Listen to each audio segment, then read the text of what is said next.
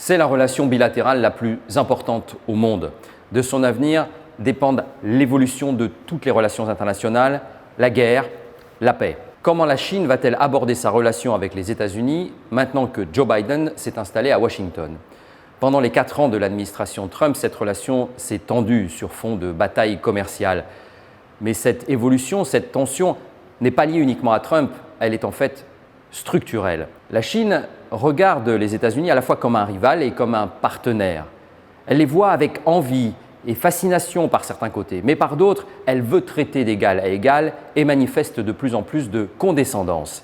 C'est un jeu dangereux.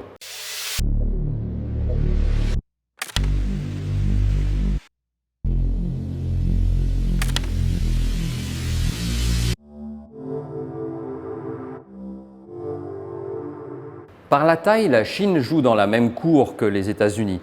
Une superficie à peu près similaire, un peu moins de 10 millions de kilomètres carrés, et une position géographique qui les met face à face avec le Pacifique pour frontière. Les deux pays sont même relativement proches en réalité, puisque moins de 3000 kilomètres séparent les côtes chinoises des territoires américains dans le Pacifique, de Guam et des Mariannes du Nord. Mais la Chine se voit aussi plus grande et mieux placée.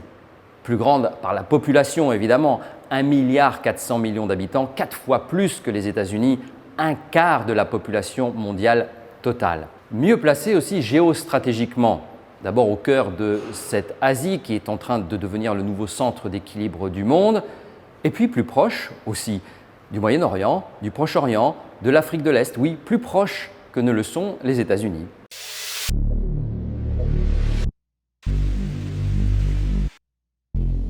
Sur ce plan, la Chine se voit supérieure aux États-Unis de par sa culture et son histoire millénaire. Sous la dynastie Han, à peu près à l'époque de Jésus-Christ, la Chine est l'État le plus puissant du monde. Elle s'étend de la Corée au nord, au Vietnam, au sud, jusqu'à l'Asie centrale, à l'ouest, à peu près au niveau de l'actuel Kirghizistan. C'est alors qu'est développé le commerce de la route de la soie. Et peu à peu, sous l'Empire chinois, cette culture va s'imposer, notamment pendant la période mandchoue au XVIIIe siècle. Cette puissance va s'affaiblir au XIXe et surtout au début du XXe siècle, sous les coups de boutoir de l'Occident, en particulier les Britanniques et les Français. Et la Chine cherche aujourd'hui à retrouver cette puissance, à laver l'humiliation du XIXe et du XXe siècle, particulièrement les humiliations liées aux guerres de l'opium. Elle considère aujourd'hui la restauration de sa puissance comme un juste retour des choses, une façon de prendre sa revanche après la semi-colonisation imposée au XXe siècle, au début du XXe siècle, par l'Occident. A l'inverse, vu de Chine, les États-Unis ne sont perçus que comme une puissance récente. Et c'est vrai qu'ils ne dominent que depuis la moitié du XXe siècle. Ils ont d'abord été des alliés pendant la Seconde Guerre mondiale, puis des rivaux à travers les guerres par procuration de Corée et du Vietnam. Les relations ont connu des hauts, par exemple la reconnaissance officielle de la Chine par Washington en 1979, et des bas, la bataille commerciale sous Trump. Mais le point essentiel, c'est donc bien que, vu de Chine, l'histoire avec un grand H est faite bien davantage de domination chinoise qu'américaine.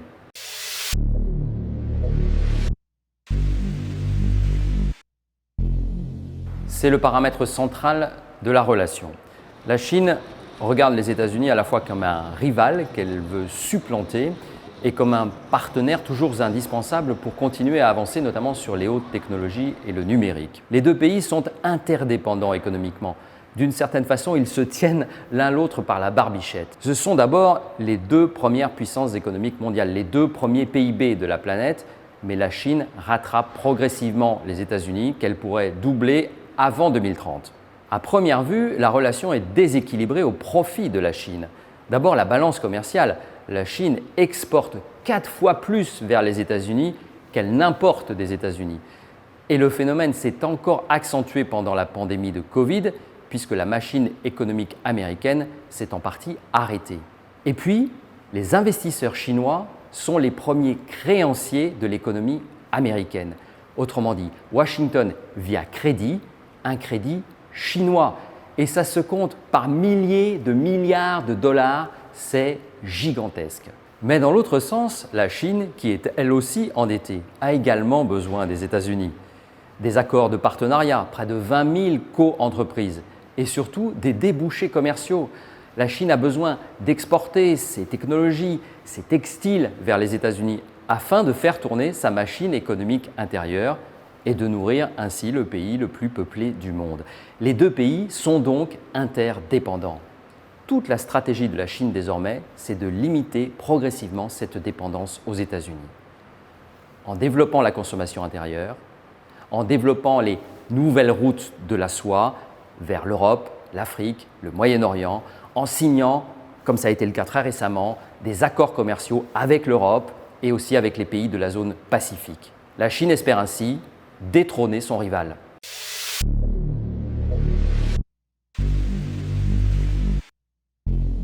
Il y a deux grandes séries de contentieux juridiques entre les deux pays. Le premier découle de ce qu'on vient d'évoquer, c'est la bataille commerciale.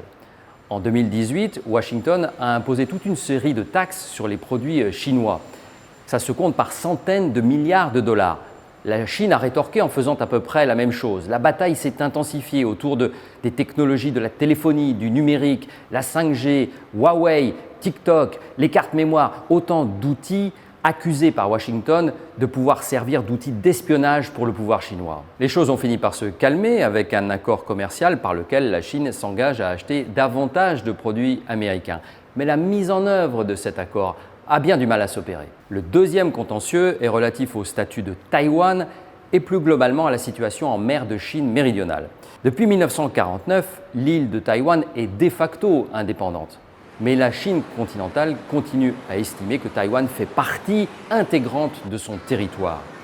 Or, les États-Unis sont sans doute le plus fidèle allié de Taïwan. L'un des derniers actes de l'administration Trump a été de lever toute restriction au contact entre officiels taïwanais et officiels américains.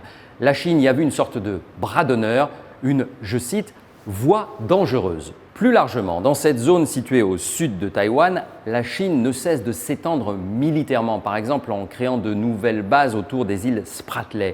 Washington y voit une menace et y compris un problème juridique. La liberté de navigation est menacée du point de vue des États-Unis dans cette zone.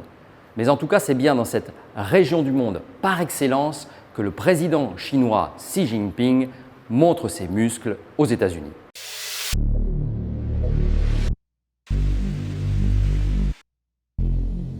Une anecdote résume bien le sentiment des Chinois.